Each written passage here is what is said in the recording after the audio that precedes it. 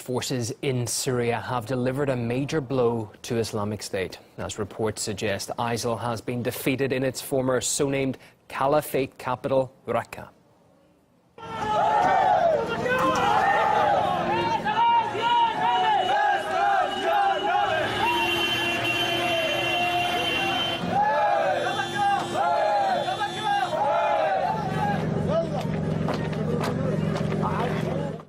The American-backed Syrian Democratic Forces, who are also fighting the terrorists there, claim Raqqa is fully under their control.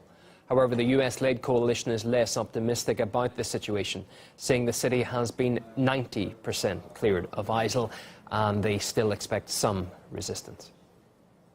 We are aware of the reports that ISIS has been defeated in Raqqa. However, clearance operations continue, and we expect our Syrian Democratic Force partners to hit pockets of resistance as the final parts of the city is cleared. Well, Raqqa became Islamic State's de facto capital back in 2014 and was the setting for much of the terrorist propaganda. Kurdish forces launched their assault on the region this summer, but victory has come at a high price.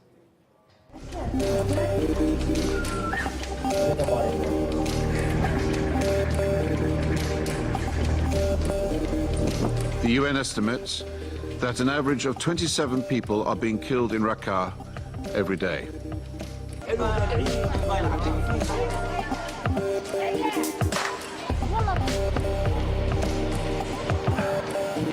There is constant air raids from the coalition. So the civilian casualties are large, and there seems to be no real escape for these civilians.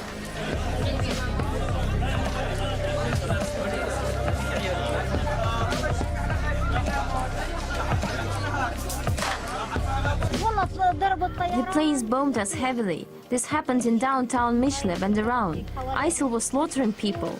Many were killed and houses were destroyed. Coalition shelling targets civilians. It hits civilians. Four-story houses full of people were bombed all over the neighborhood. Certainly, many have been killed. Among them my cousin. He died in Raqqa in an airstrike. Earlier we spoke to Beirut-based journalist Martin Jay. He told us Raqqa still has a long way to go despite ISIL being driven out. Certainly there have been significant bombing campaigns which have come with a very high civilian casualty price, which have had an impact against ISIL. But I don't think we can say, the war against ISIL as we know it, perhaps we can say is more or less over. But extremism, no, certainly not. Certainly not in Syria nor in Iraq. There are huge questions to deal with in the coming months and years. Raqqa needs to be rebuilt, 300,000 people need to be put back in their homes. There's a massive reconstruction job ahead of them, and nobody on the international circuit, not the EU, not the Americans, is waving a checkbook and even suggesting they're going to pay for it. So, that's another question: where does this money come from?